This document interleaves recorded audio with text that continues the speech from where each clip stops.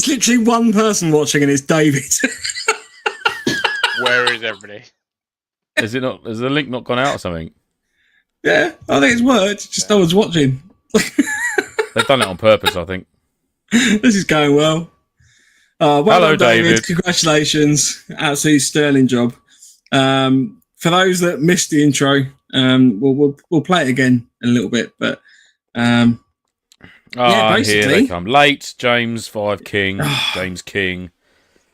You, sir. Outrageous. Tardiness, sir. Tardiness. Yeah. So we've got a new intro.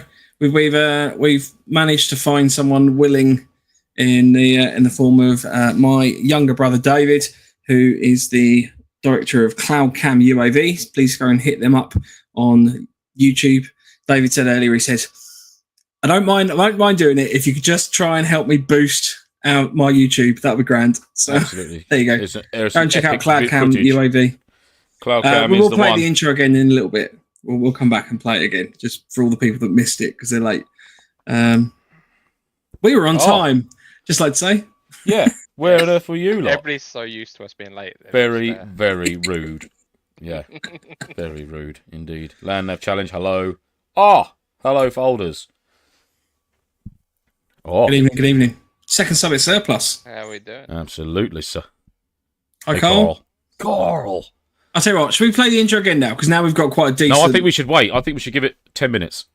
Okay, that's fine. Chris Berry. There he is in the house. Daniel Guest. I missed it. Was washing my hair. Ha!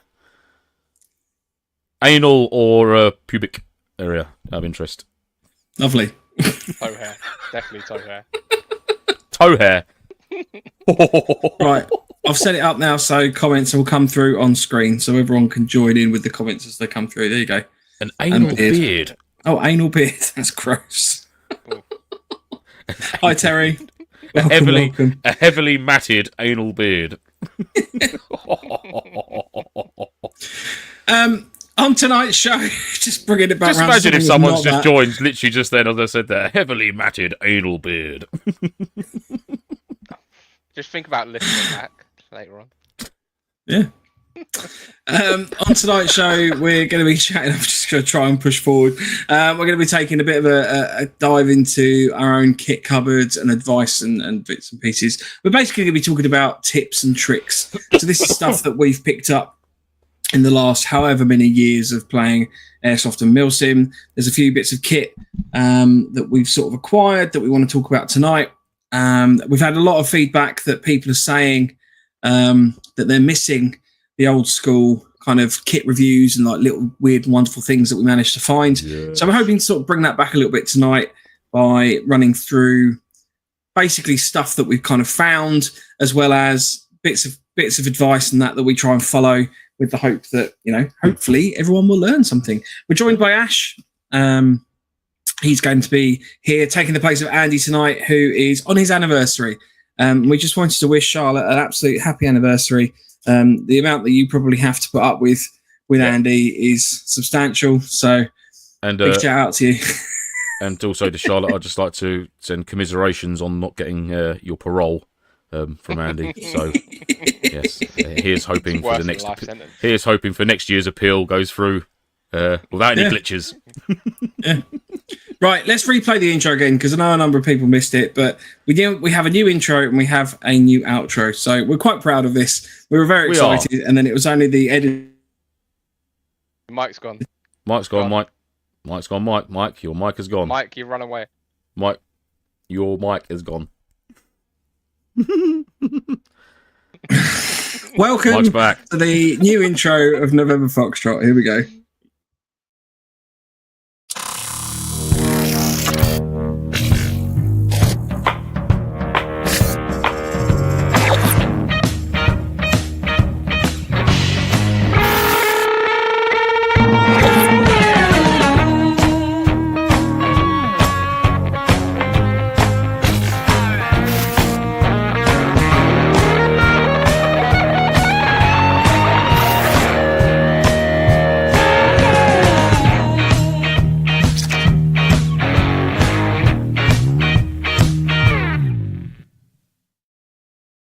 Oh, hey!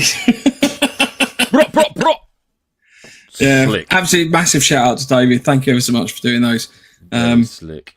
Thank you, David. Say we do have some new outros as well. They have little Easter eggs, so I warn you, it's worth staying to watch the outros each time, but there will be some new ones.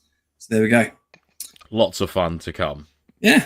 It was so much fun making them. I really enjoyed myself. It really was. It really was. It was so much fun. Well, I mean, it was also one of the most stressful times of my Shifter Riffs experience, Lance. It was the end of the day. We were all fucking exhausted, but it was just like, oh, let's just do it. Oh, what if we did this? Oh, let's try this. No, can I just clarify? It wasn't all, oh yeah, let's just do it. It was, right, you, stop moving. You, come over here. Right, like, stop disappearing. You, come. We got there, and it's cracking. Yeah. G'day, Phil. G'day, Kenny. Cracking. Hey, my knobs. Hello, Kenny. Right, so we talk about... Should we just crack on? Kit happens, our gear, our way. I'm very excited to talk about this. So, and rightly I know so. a number of people have been seeing adverts for these online. So this is the Chill Beam Glow Mad. Okay, so these are inflatable lights. They are that big. That gives you a rough idea of the size. Ah, that's the thing. Yes. I went out and spent money on these because I was like, that's a cool idea. Comes with a solar panel, so you can charge it, basically leaving it in the sun. I don't know yet how long it takes to fully charge because I haven't actually managed to fully depower them. Basically, every time I get the thing out, it basically just sits there charging under quite low levels of sunlight. So I need to kind of just leave it on in the dark on full power for a while to actually completely discharge it and then hopefully charge it up. It does have a reverse charging port as well, so you can charge your phone from it. It's a USB-C port, which is, or for all intents and purposes, waterproof. It's got a proper little rubber seal on there. And then you inflate it. So you inflate it via the cap at the back. And this is not a paid advert or anything like that. I bought these with my own money. And then you get this lovely piece, which is magnetic. So it's got little magnets built into the system. So if you had a magnetic wall, which unfortunately I don't, you can just magnetize it to the wall. You've got mounting points in the forms of these black straps that you can hang it up like a strip light. You can hang it vertically on the mounting point there. And it has 3 modes of power. So that's the high beam power. And then you have low warm, medium warm, and high warm. Now, on the low setting, it reckons it runs for 50 hours on the low setting, apparently, according to the manufacturer's guidance. It is, for all intents, it's waterproof and everything like that. Now, the reason I got them is for potential ops room. I mean, I do a lot of camping anyway, so it's a bit of an advantage from that perspective. But if you do any kind of ops room, a mill sim, obviously lighting is usually a bit of a problem with that. So the idea of having, a couple of those kind of stretched out, maybe even just a long line, like a usual strip lights, you'd have in like a garage or a warehouse or something like that, just gives you a bit of glow lighting. The clear plastic side that the light actually illuminates from is diffused, so you can just about see. You can't really see through there, but it's that kind of diffused plastic. It's genuinely impressive. So, I mean, this is not the best situation to help show you how bright this is, because my camera, for starters, auto levels, which is not very handy, and it's still daylight outside. But yeah, I am very impressed with these. They are. What if you get them in red? So I've contacted them, and that was my immediate first request. Of course, you have. If these came with red LEDs, so 3 red modes, so a low, medium, and high red mode, and then just a white, that would be absolutely ideal for setting up an ops room or anything like that, because obviously you don't necessarily want to be having loads of red, big, bright white light everywhere. But I've contacted them. They gave me a thumbs up on the comment, so maybe that's something they're going to come out with in the future. I don't know. If you could get a cover for it, Mike, even like a leg potentially. Warmer. Yeah, just some red tights, maybe. Stockings. I'll just raid my cupboard afterwards and have a look and see what I've got in there. Yeah, I'm sure Anna's got a pair of red stockings kicking about. Oh, blimey. Yes, Anna's covered. Yeah. Oh, sorry. Anna's covered. Yes. So they are about 50 quid each, which is, I think, quite pricey, to be fair. They do seem to be pretty well made. I was quite impressed with, the quality of this, being that it's effectively an inflatable tube. Stupid question. One of the concerns... could that actually be used as a buoyancy aid, like in water? So it specifically says not a buoyancy aid. Right. Light tube, not a flotation device, and not a toy. I thought what a very cool thing to have, though. Lightsaber fight with them. You could theoretically have a lightsaber fight with them. Yeah, but they're not a toy. But in the interest of being lost at sea. But yes, I mean, obviously, having something. No, but what I'm saying is, could you imagine a live vest that actually illuminates like that? That's got that sort of technology inside it. It's very, very. I mean, it's effectively an set of LED strips. I can show you the. That's effectively the power bank inside. Yeah. And then the LED strips you can see sort of runs along the top of that. But say it's quite well made. There's a load of sort of marketing spiel of it being built like a tank. What's the retail? It's inflatable, so I wouldn't say it's built like a tank, but it does seem to be pretty robust. So, yeah. And what are they going for? So I say they're about £50 each, but they have had a deal running recently, and I don't know if it's expired. So by the time of recording, I will have a look to see if it's still going. But they are doing a deal whereby if you buy two, and I can't work out the maths of this deal, if you buy two, they send you a third long one free. So buy two, get one free, fine. But then they also send you a mini, which is not as good. So the illumination on that's a bit rubbish, but it's basically the same principle but smaller. And then a load of marketing bits like little carabiners and stuff like that. So for £100, I don't think that's too bad. I will just double check that. I think it's impressive, mate. That is a genuine good buy. I think. Yeah. I'll be excited to see them at a little. I'm quite impressed. I say I will be using these going forward. Transporting them as well. You've essentially got a 1 metre long strip light nearly for an ops tent. Comes with a hand pump, which yes, technically it's a hand pump, but I would suggest that probably not the best hand pump. There you go. So. Expertly demonstrated, Mike. Well Ash joined the chat earlier and caught me blowing up my inflatable thing, which is a rather odd sound when you've got no visual on it. Yeah, I'm glad I knew what you bought. So yeah, it's Glowmad. So Glowmad by Chillbeam. I say there are adverts about them all over the place at the moment. It's £118. So £118 for two Glowmads plus one free Glowmad. There's the Glowmad Mini that comes with that, free official carabiner, a free Titan hand pump, and then they also come with the stowage bags as well, which is, for all intents and purposes, a bit of plastic in a bag form. And then they also issue you a set of cables to allow you to charge the light itself, and also to reverse charge. So it comes with a cable that you can plug in to then plug your phone into. So that's a nice little phone. I like that. I like that a lot. In other news as well, I think you got one of these as well, Lance. I've got my Broken Parts squad patch. Yes, I did. It's indoors. I've not got it here. It's not a freebie. We've paid for these, just to clarify. Absolutely. Great cause. Highly recommend supporting them. So very excited to add that to my collection. Yep. Good on them. Oh, there was also, we were going to do a shout out as well. So there's obviously something has happened this week to a member of our community.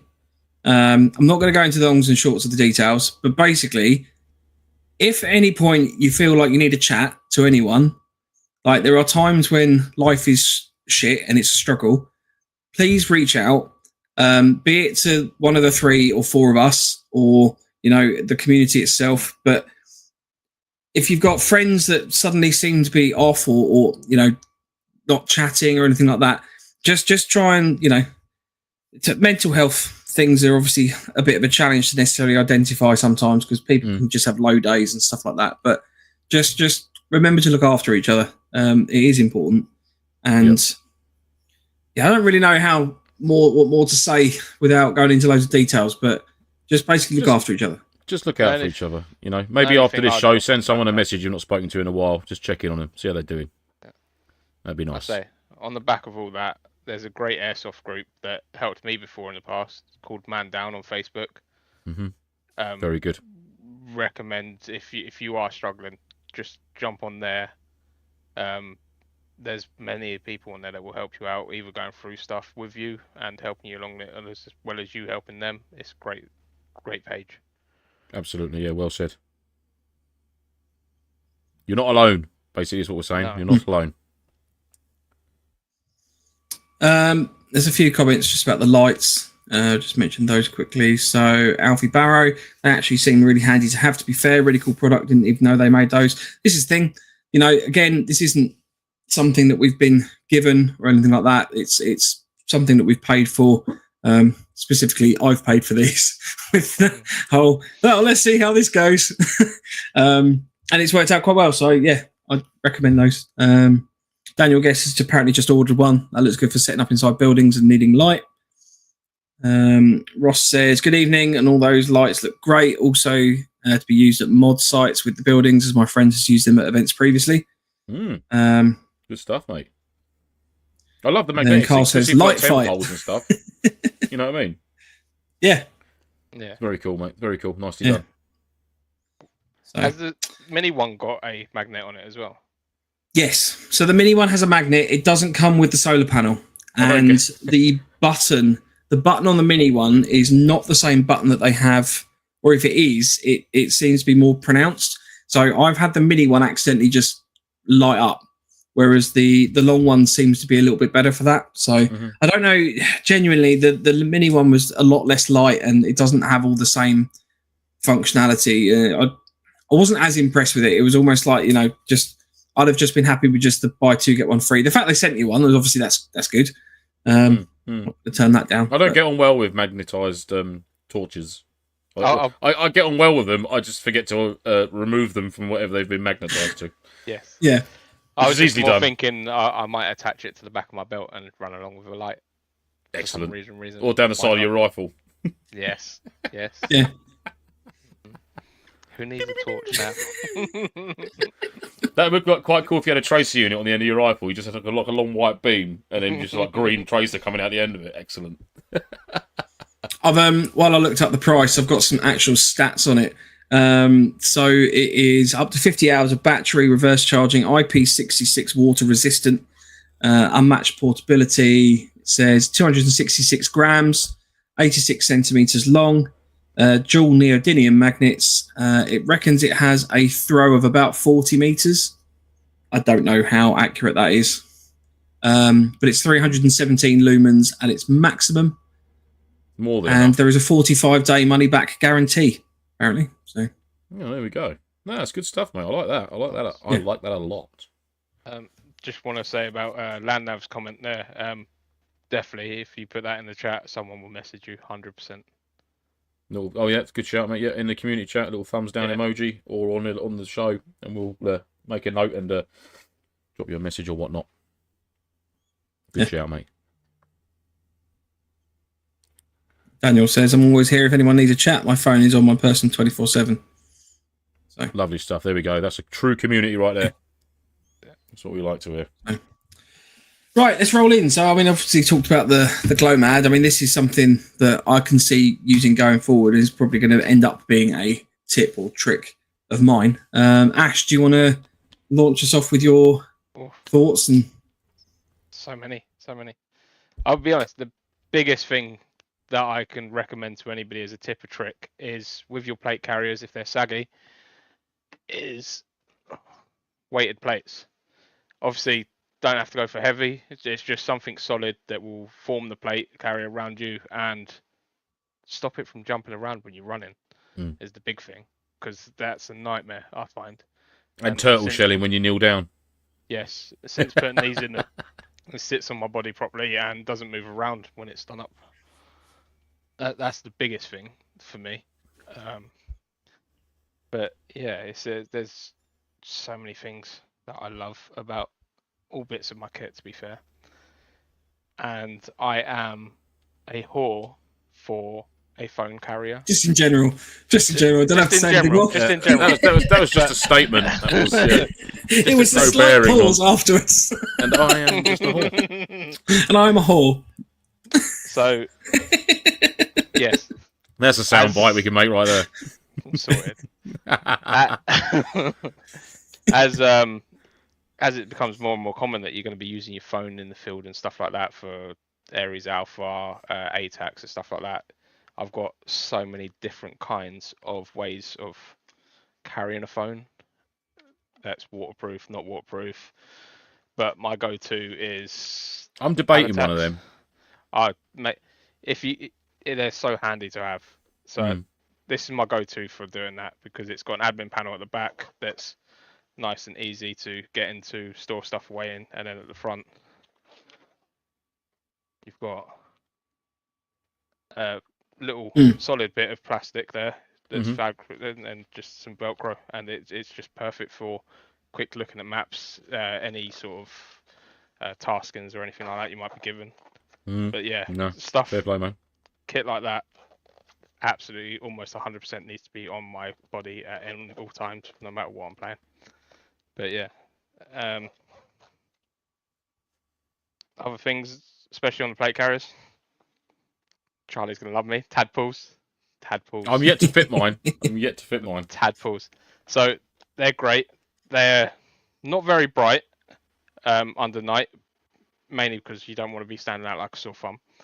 But even during the day, it's just a different texture, so you know which you're grabbing in terms of the zips and stuff like that. But yeah, they're the main things that I can think of. And them tadpoles, actually, obviously you saw them in their natural environment at the recent Black Ops JBG training event. So the one comment that came out from that event in regards to the tadpoles is there's a couple of people running them on their bags on their backs and plate carriers on their backs, and it made it easier for people to follow friendlies in the pitch black.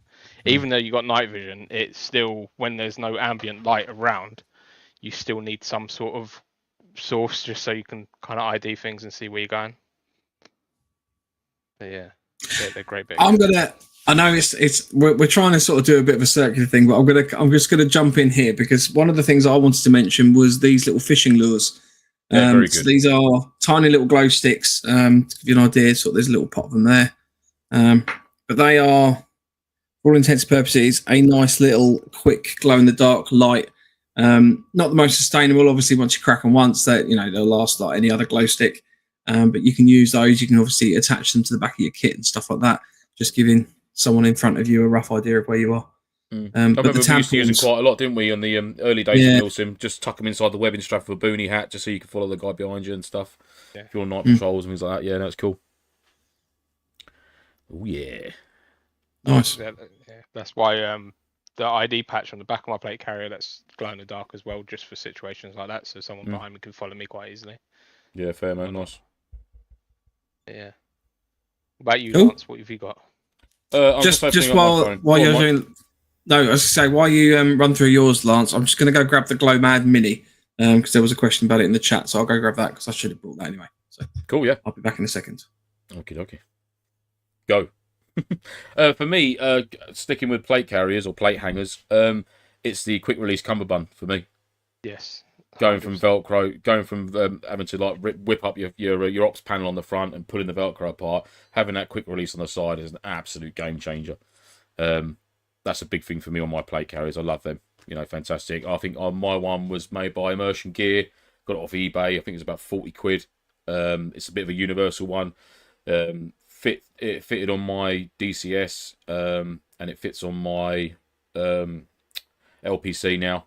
So it's it covers a few different styles of plate carrier, and obviously comes in multiple colours. Obviously mine's in multicam, but you can them on there in blacks, OD greens, coated tans, everything.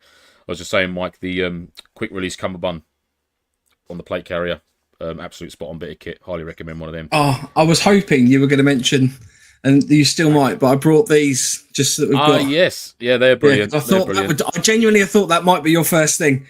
So I was I have that ready.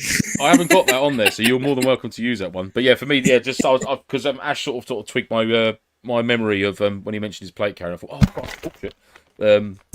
My quick release cummerbund setup, which obviously a lot of people run it, but yeah, it's for me. It's I do a couple of 3 years of just using the Velcro and then changing over to that. It's just a lot nicer. No tactical screams anymore, things like that. So, do you find you don't have to worry about fitment then with the QDs as well, because you're not actually adjusting anything each time? No, absolutely not. Obviously, it's almost if you straight on, it's back to where you remember it being and everything like that. Exactly that, mate. It depends. Obviously, if you decide to run comms on the inside of your cummerbund, because obviously I've got the added comms pouches on the inside, so they'll sit in between my ribs and the outer of the plate carrier. So you might have to adjust if you decide that you want to run radios there. You might have to allow an inch each side for the radio to sit comfortably. But again, sometimes the only time I've ever had to adjust it.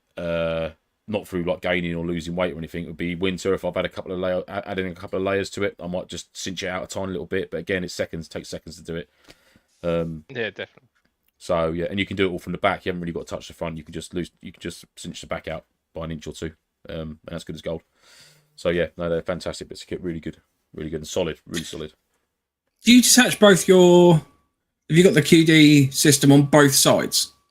And do you? But I rarely undo both sides. No, rarely, very rarely. I just undo the left side, just pop, and then I just sort of lift it up and over, So I mean, if you wanted to, if that's what your intents and purposes of just running that one left hand side, you could buddy up with someone and buy a set and have one half each. Yeah. But I mean, I can obviously do it, but 9 times out of 10, I literally just do that one side. It's just just to be able to move it off the side of you and off of your head, nice and easy. So yeah, it's a great bit of kit. I do like it.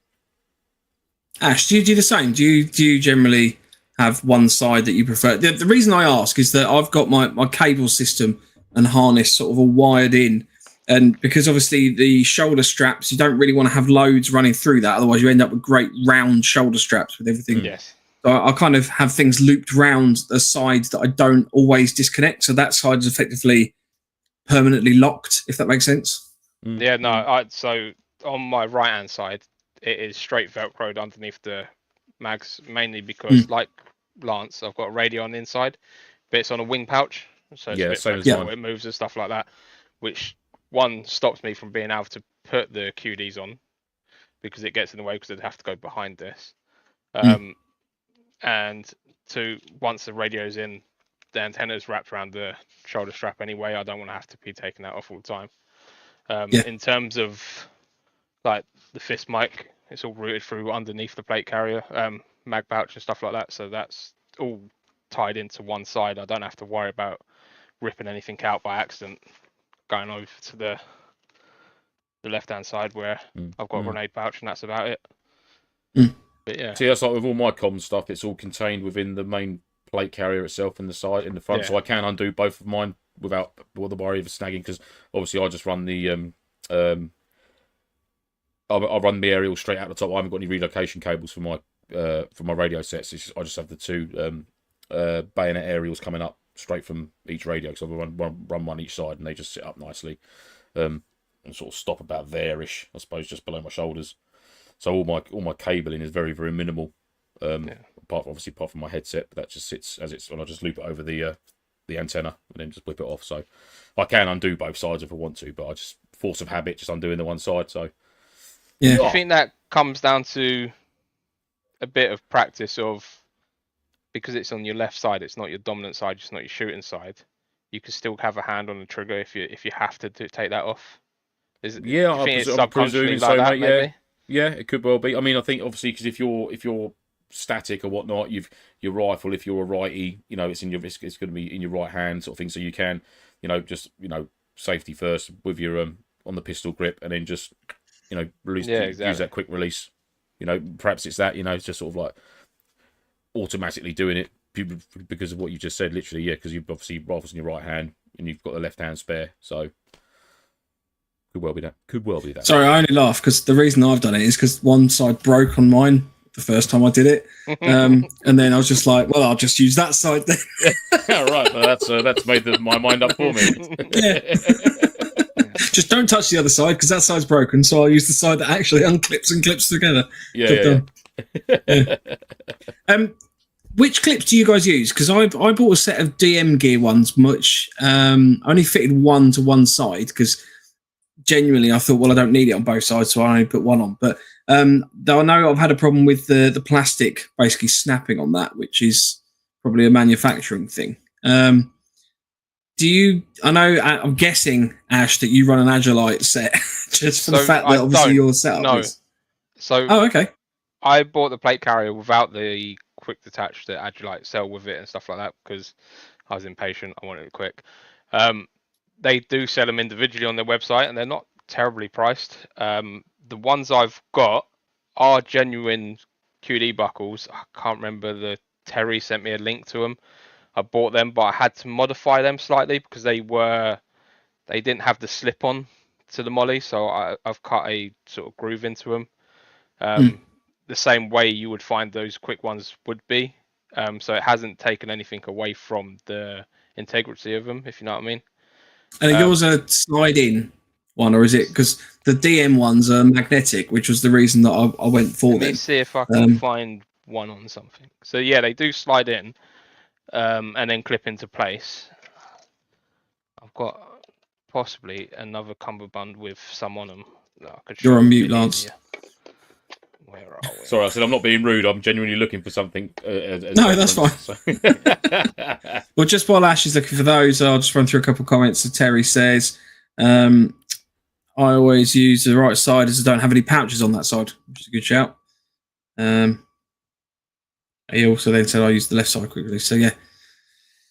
I don't know. I just always find it's just easier just having one side just completely bare. And then once you've got that established, like my hydration tubes, because I've got the Source kangaroo pouch fitted on my plate carrier and stuff. So, once that's all on there, like it's odd though, because as soon as I take my plate carrier off, I then don't have my comms, I don't have my hydration. So it's not the best for that setup. And it's something that I'm looking at with a chest rig. Like when I finally pick what chest rig I want to use, I'm going to have to kind of adapt that to make sure I've got a full comm setup.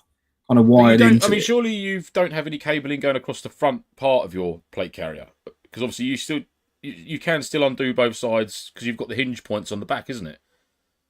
Yeah. So my radio sits on my left hand outside, just so that if my rifle drops down or anything, it's not interfering with that. So I don't have it tucked in, but my radio is basically kind of sitting on my front left.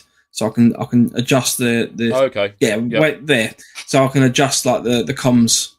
Like for example, if it's too loud, I can turn it down or up or whatever quite quickly. I don't have to people. I always see them when they mount them on their back. I was like, yeah, it's a cool idea. But if you suddenly roll against something or whatever, and you turn your comms off by accident, you can't turn that back on. Personally, I've seen radios mounted on just literally on the shoulder blade, and I'm like, yeah. I mean, fair enough. That's completely your bag. But I think normally it's because that's where the aerial then goes straight out. But I've got a relocation cable. So basically my radio can sit there, and then I've got a quick disconnect on the aerial. So I can just unplug my aerial from the radio and take the radio out and just swap a new radio in basically. And then that's all disconnected. And then my comms generally comes up over my left shoulder. My right shoulder is my rifle sling, because that's a molly mount Viper sling, so that goes into the sort of back right shoulder blade and then comes over, and then my hydration tube does the same there. So my comms effectively kind of cuts off that side, so I've got the quick disconnect buckle there, so I can disconnect my entire left hand side. So if I need to, I can just kind of just throw it off in a dramatic way, as opposed to having to hoist it off. If that makes sense. Yeah, I'm with you. Yeah, nice. Any joy, Ash? I couldn't find my spare one, but yeah. My ones I got from eBay made by Immersion Gear or Emerson Gear or Emerson Gear, yeah. Emerson Gear, yeah. And they've been spot on. They're also my comms pouches, my wings, made by the same company. Yeah. So that's basically the side that comes off. You slide it in. The bits that I've talked about. So this area here, I've just cut a diagonal line. With one short and one long side, so I could get it through the molly on the other side of the plate carrier. Oh, yeah. You can get them already pre-cut and done like that. It's just these are the ones I ended up buying without thinking about it and had to find a workaround. But yeah, it's all fairly straightforward once you get them. But yeah, no magnets. So I don't have to worry about magnets. I don't like magnets on little things like that. No magnets. I didn't, so I wasn't sure about it. And to be fair, admittedly, it's broken. So it might not be the best shout. But it's not the magnet that broke. It was the plastic disconnect buckle thing. It now just basically I have to kind of like get my finger really in there to pry the thing apart. But the magnets make it so much quicker because I don't have to like line anything up. I can literally just basically grab one side and slap it towards me, and then for the most part, it finds its place. Mm-hmm. So I don't really have an issue with lining these up. Once you get them, you kind of get used to putting it into a certain place, and it just ends up being in the right area straight away. Terry says first spear are good. That's probably what I've got then, because it's definitely Terry that sent me a link to them. If it's Terry's, it will be good gear. Because Mm. he can't help himself. That's why he's got a ship. No, it's good. I mean, that sort of stuff is the sort of thing that, you know, realistically you can buy cheap. It's not the end of the world buying something cheap, and it will make a massive difference to an existing plate carrier, and it's modular, so you can fit them in. And I always worry about, like, I know it sounds stupid, but when you repeatedly open and shut Velcro, it will ruin the Velcro over time. So anything that's like a plate carrier, which noisy. Yeah, but whenever you take the plate carrier off, you're going to be taking the plate carrier on and off pretty regularly. Now, maybe not enough to warrant the worry about Velcro obviously decaying and stuff, but it's always just that kind of, you know, if that goes, that's an absolute pain in the bitch to try and fix. Whereas, you know, having something that you can QD in there and stuff, it makes it a lot quicker. So absolutely, yep. Marky Mark says I only use one side of my plate carrier to get in and out of normally. Call Sign Samurai also says similar, just one side, and then there isn't any molly dead space on that side. And as Mike says, cable routing. So yep. Stephen Whitehead says eating his way through an entire pack of Lotus Biscoff, wife looking on in disgust. Some men just want to watch the world burn. Just want to make sure I haven't slipped into an alternate timeline where Andy doesn't exist. Andy is celebrating his wedding anniversary. Fear not, Andy will be back. Andy was never here. This is the new Mandela effect. Who's that? Who's Andy? Who's Andy? This is the Glow Mad Mini. So for comparison, that's the normal Glow Mad. That's the Mini. So you can kind of see the length difference there. It's like a quarter of the size, ain't it? Yeah. On the back, you can see it doesn't have the solar panel. The button is, that's it, basically.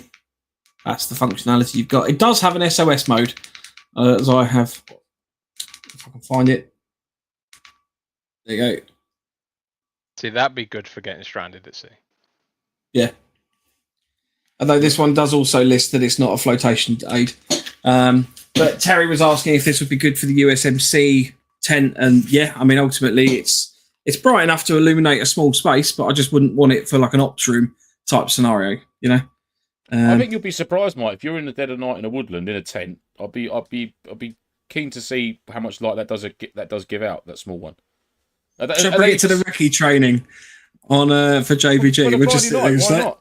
Just try it. Let's see what it's like, mate. Absolutely. I mean, you'll have no other light pollution over there. It'd be a perfect place to test it. Yeah. Are they available as single items as well, or do they only come with the large ones, or can you buy the small ones? No, you can buy that one individually. I will close the website. I'll look the price of that one up. Yeah, no rush, whenever. No rush, just get it done. Just now, I need this information. Must know. I don't know where we got to. I don't know. Oh, is it me? We've round robined, and then you buggered off to get your love light. Oh, sorry. Right, so I've got so many tips that I want to share. One very quick one. I'll just do this one quickly. Battery boxes are really good, so you don't have loads of loose batteries rolling around. You can get these really cheap off of eBay, and use electrical tape to denote batteries that are full. And then when you use a battery, rather than necessarily just chucking it away, bung it back in the box, but you can take the tape off. And that way you know that the battery is either used or dead. So, little tip there. The main one I wanted to share is you need to have, and this isn't really a tip, this is almost mandatory, you need to have a decent multi-tool. There are so many times where you need a tool of some sort. Now, be that a screwdriver, be that a little blade, pair of scissors, you know, even just a sharp proddy thing to poke a hole in something or whatever. It's so fundamental. And I brought a couple along for this evening as a bit of a show and tell. So I'll start off on kind of the more upper range. So this is the Leatherman Super Tool. This is the EOD version, just because it's just the EOD, isn't it? Yeah, because Milson. Yeah, I mean, I already had a Leatherman. I like Leathermans. I do like Leatherman. I'm gonna get. It's got the CO, the C4 poker, and everything like that as well. So is everyone going to go and get theirs? Basically, a decent multi-tool. You know, you're talking for a Leatherman somewhere in the region like 100 to 200 quid, depending on what model and everything that you have. That being said, on Amazon, I managed to pick up this little tool. So this has got a variety of different functions. The one I liked the most on this is it has a normal screwdriver mount set. So if you've got the terrible lighting. If you've got the screwdriver keys, which actually comes with a set, and they're the same ones that will fit in the Leatherman. It just gives you the ability that you can obviously change the heads on your screwdriver with a sort of fairly decent screwdriver set. And you're probably only talking in the region of maybe £15 for something like that. So longevity wise, I can't vouch for, whether it's going to last forever. But it's got a variety of good and decent functions, and they are nigh on invaluable when I need to cut a bit of tape. There's a cable tie that I've put on some kit that I need to take off. I've had it before where, you go and get your rifle chronos. They put the little cable tie on there, absolutely perfect, and then they cut them with anything but side snips or side cutters, and then you basically lacerate your thumb open, and that's it. So you just need to trim those down. You can use a knife for that, side cutters or something a bit better. No, flush cutters. You're less likely to cut yourself. Flush cutters, sorry. Side cutters. For zip ties, flush cutters, and they will cut the zip tie flush, so you don't gash your hand open. Yeah, I'll be apologies. I didn't know there was a difference between side cutters and flush cutters. Yeah, flush cutters. Yeah, trust me. That's fine. I will. I trust me. I'm deferring to your judgment because I don't know. When you're reaching at work with cables and you're these reaching will around, be there you flush go. cutters. Those ones, yeah. Because they're flush they've got cutters, the flat back.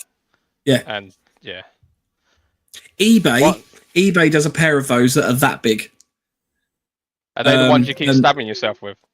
They are the ones I keep stabbing myself with. They do need a cover, but they are small enough that you can put in your pocket. For the audio listeners, I apologise, but I'm sort of holding my fingers about 2 or 3 inches apart. They are perfect for small toolkits and stuff like that. Just giving you the ability to do that. But please be very careful with them, because if you do get good flush cutters, they are sharp, razor sharp. To the point where I've actually seen someone at a job I was on a few years ago buried. Basically, if I was to say these were flush cutters, that part disappeared into his bicep. Where he was holding on to something, he went to cut and it slipped and it went and it literally vanished. All he ever was 2 little red handles sticking out of his arm. Yeah. I mean, that's It's like first aid. I was like, not tonight. I'm not. That's disgusting. I debated cutting the end off mine, just grinding it down flat, because you don't need the point. There's a number of times where, like with cable ties and everything like that, for the most part, you don't need them to be a sharp point. But this is another little cheap option as well. This is Halford's. I have so many of these, and I've talked about these vastly on the show. This is just a basic Allen key set. So you've got kind of Allen keys range from 6mm down to I think that's 1mm. You've got a normal standard. Is that Phillips? Yeah, Phillips head, and a flathead screwdriver on there as well.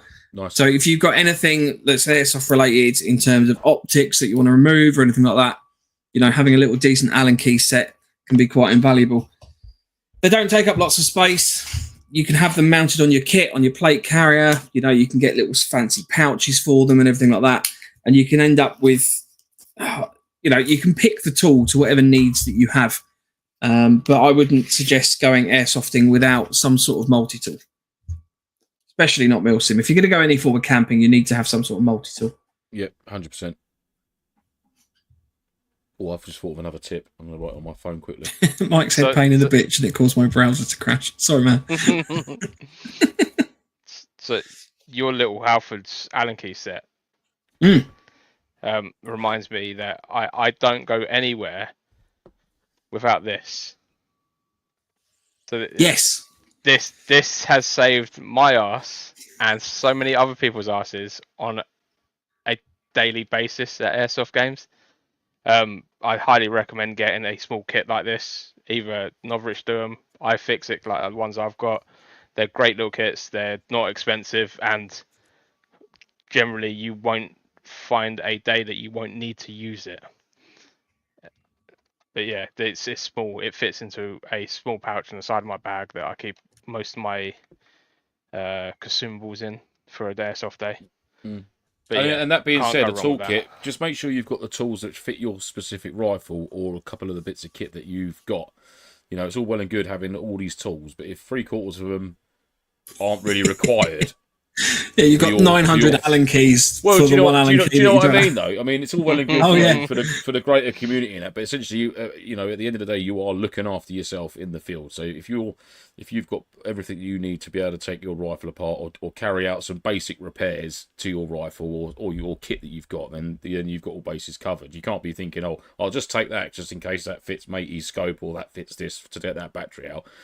Unfortunately, that's tough shit. They're going to have their own toolkits for their specific rifles. You know, not everything fits everybody else's stuff. So as long as you're squared away with your bits, then you know you're number one. Then you can then sort of branch out and worry about other people. And if your stuff does fit theirs, then great. But you know, you worry about your own kit first and foremost to make sure you've got your own stuff, your 100%. bits and bobs.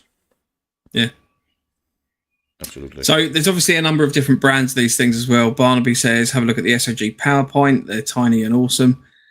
Call sign Samurai recommends the Crank Brothers M17. So yeah, basically there's a whole bunch of these out there. You don't have to necessarily spend a fortune. I know David, my brother, he's got one that he had from Amazon for like a tenner, I think, something like that, which is absolutely lasting for ages. Yeah, for the most part, quality wise, you know, obviously the more that you spend, usually it's.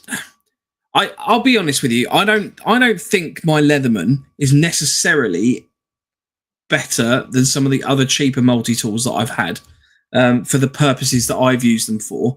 But what I would say is that the Leatherman comes with a decent warranty. So if there is a problem with the Leatherman, I think it's something like a 20-year warranty or 25-year warranty on them, which will last a very long time. I think it used to be lifetime from recollection, but maybe it's decreased since. Parts of it there's lifetime, and other bits are. And that goes along the same lines as with Stanley. You know, they offer a very good warranty for their products. Lead Lenser, their product warranties are brilliant. They're like 7 years, I think. But I always get a Lead Lenser head torch for work because of the warranty. It's fantastic. If they can't repair it, they'll replace it with the closest model to the one you've got. If it's now finished, they've finished producing that model you've got, they'll give you the next one up, or the equivalent to what the current model is. It's really good warranties. Remember, when you're purchasing stuff, to always looking for warranties and stuff like that. Especially when you're using it, you know what I mean, if you're out in the field and this, that, and the other, you know. But then on the flip side of that, if you've got a multi-tool specifically for your milsim loadout and you're doing 5, 6, 7 milsims a year, does it need to be all singing, all dancing, £300-400 Leatherman mutt? Or could it be a 60-70 quid reasonable good quality multi-tool that you're not going to cry about if you lose it in the field and you're only using it half a dozen times a year, perhaps not even using it at all at an event in some cases. So, you know, just weighing it all up. You know, if it's one of them things that's going to be on your belt every day of your life and it's one of those tools that you're never going to go leave home without, like a proper, like, you know, EDC sort of kit that you carry with you every day, then yeah, by all means, you know, go hell for leather and go top notch. But you just weigh up them pros and cons, you know. Legally, my Leatherman should not be an EDC for me, but it is. I use it all day at work. Every time I'm out, it's on me somewhere. Yeah, because they're just so handy to have. Brilliant, mate. Yeah, absolutely cracking bits of kit. But yeah, please do understand the EDC laws in the UK and in the region that you're listening, because there are some places where they do not let you carry certain size knives in the UK. So and it's lockable and over 3 inches and stuff like that. So if it locks, it's illegal. You can't carry it. If it doesn't, unless it's for a work-related purpose. Yeah. Hence why it's normally in my work uniform. I'm always on my way to work. It's 3 inches and under, non-lockable. You can carry them if I remember right. But there's a new little utility knife that I've seen recently. That basically is a small titanium exoskeleton that holds a Stanley blade. And that's all it is. I thought that'd be perfect because it's small enough that you don't have to worry about it. Blades are easy to come by, and it just slips straight into like even a wallet or something like that, being that thin. But yeah, so that's on my basket to buy. Nice. At some point. Yeah. Abby says, I have a Unity small tool I keep on me. You don't see them much around anymore, but where they were up there with 11, but they were, up there with the Leatherman. Yeah, I mean, don't get me wrong. The only reason I just mentioned the Leatherman is because I had that to hand. And that's the only one I've got, so hence why I mentioned it. Ash, what's next? Next. You know what? It's a decent torch. It's a decent head-mounted torch. Oh, you should always have a head torch. You should always have a head torch. You should have about 19 if you follow our kit list. So, this little guy, I've had to modify it myself to fit the M-lock rails, which wasn't too hard to do. I drilled a hole in the already bracket it had and put an M-lock screw for it. Job done. But it's a clone of the Sidewinder. And it does IR, it does red light, does green light, does blue light, white light. It's a cracking bit of kit, and it has saved me on numerous occasions when I've run into a dark room without realising what I was doing. Yeah, fair play, mate. Nice. But yeah, it's a nice flexible head and stuff like that. A decent torch for being able to read and whatnot, must have. Failing that, a torch that points upwards and just hits the ceiling above you. That lights up a room perfect for yourselves and things like that. But yeah, that's a must-have and a good tip. Make sure you've got a torch so you can see what you're doing. Very cool, sir. Very cool. If you don't have a fancy helmet-mounted one or a helmet on, because obviously that's obviously a slight challenge for a helmet-mounted torch. Yes. One of the bits of kit that not necessarily a head torch, just get yourself a head torch. If you can get one that does red first, I've personally found that quite handy. But as soon as it's kind of getting to the point of like late afternoon, leave it around your neck, as Lance is now displaying. Because as soon as it's on your neck, you'll never forget where it is.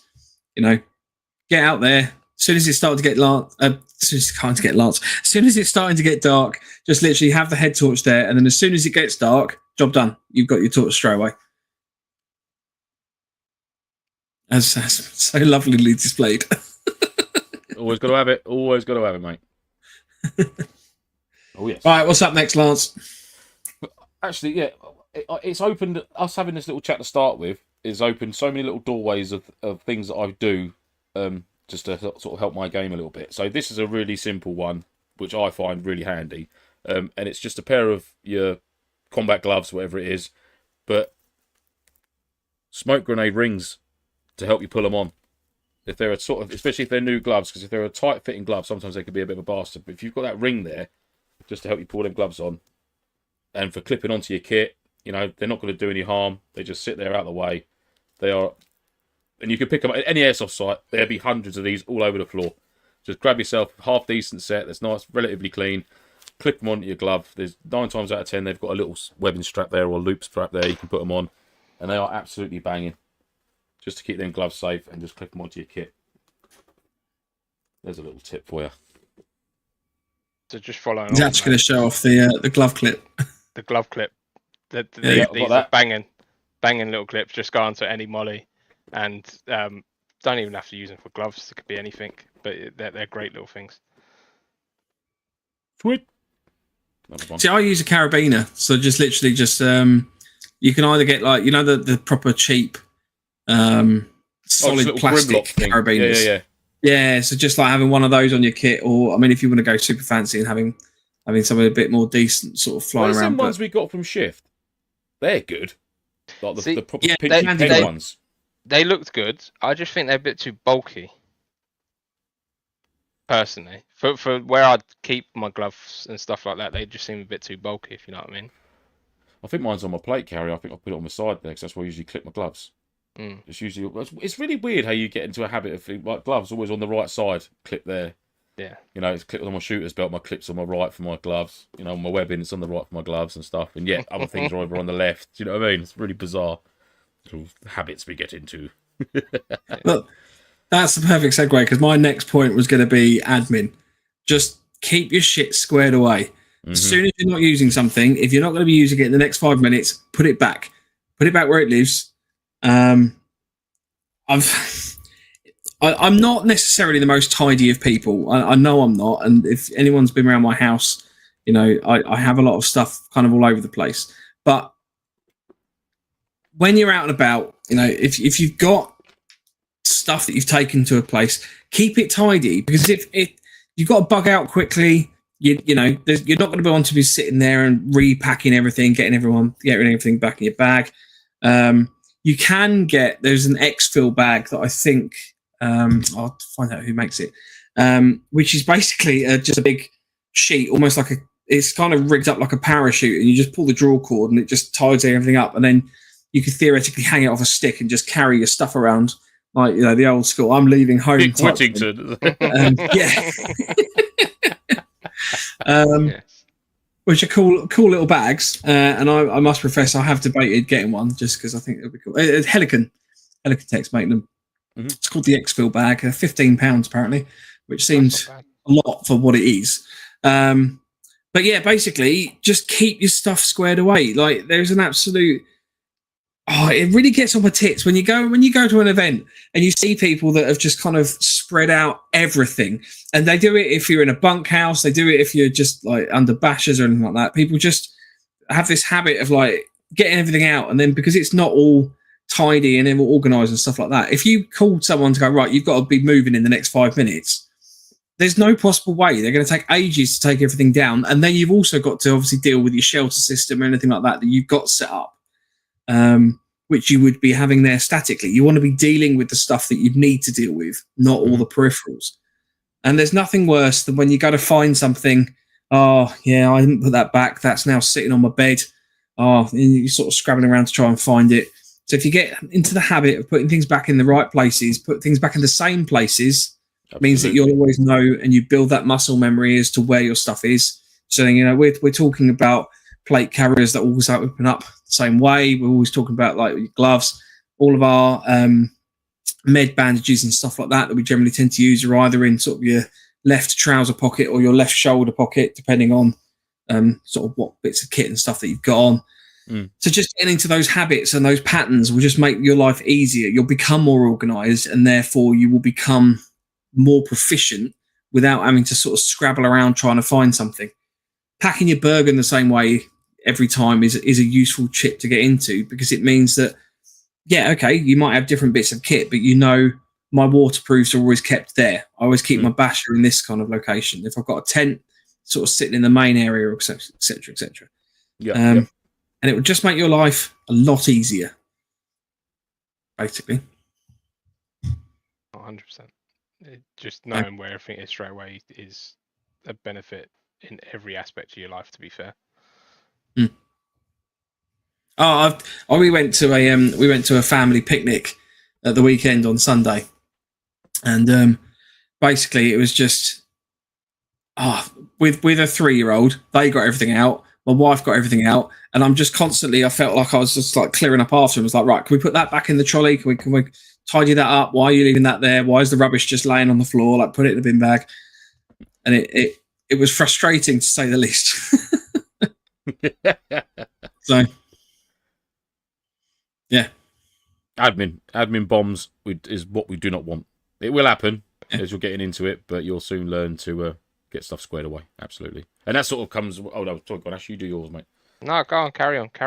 I was going to jump in and say what Mike said about admin whilst on your event or on your meal sim or your skirmish day, whatever it might be. Doing as much prep as you can prior to going to the event. So the night before, a couple of days beforehand, you know, I've got some notes here, you know, do as much prep prior to going as you physically can. Bomb up your mags, fill up water bottles the day before, program your comms, make sure they're all good, make sure batteries are fully charged. You know, if you're going for a meal sim for a weekend, you know, leading up to it, make sure you've got any parts that you need, make sure they've been ordered well in advance and they've arrived. You know, pack your kit up, unpack it, make sure you're happy with it, pack it again, and then unpack it and pack it a third time just to make sure that you're all squared away and you are 100% confident going into it. Do it in the dark. There's nothing wrong with that. It wouldn't hurt at all, mate. You know, I've seen videos. I can't remember who done the video now, but they use for depending on their kit that they're trying to get out, they've got like a little individual pouch for that specific kit. They'll have a zip tie through the zip, and they'll know that one zip tie, right? Okay, I can feel them zips there. One zip tie, I know that's like my first aid kit. That's got 2 zip ties on it. I know that's my foot care kit. Do you know what I mean? And they're just little zip ties. They're pulled nice and tight, snipped off, but they can just feel that little bit of that little bobble on the zip that they know that's 2 zip ties. I know that's right. That's kit 2, so that's that. You could do all these different things for sorting through your kit, but prepping your loadout as far as you possibly can. Tools and equipment on your plate carriers. Put your mags in your plate carrier if you can, and for like your webbing sets and your chest rigs, all them bits and bobs.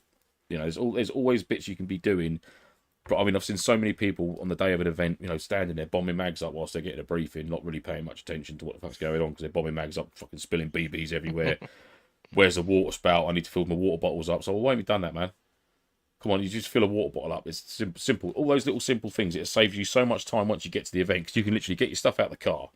Yeah, fucking good to go. I've just got to pop a battery in and my safety glasses on. I'm golden. You've got an hour or sometimes 2 hours of just chilling, have a brew, chat with your mates, watch them all panicking because they've not done what you've done the night before or a couple of days leading up to it. But then you're all squared away. It's good to go. Really important. Do as much prep prior to going to an airsoft event as you can.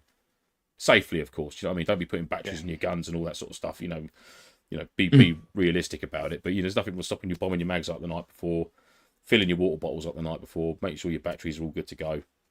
All comms are set up. That's a big chunk of admin that you've not got to do when you get there, and you can really take it all in then and just chill. Really important.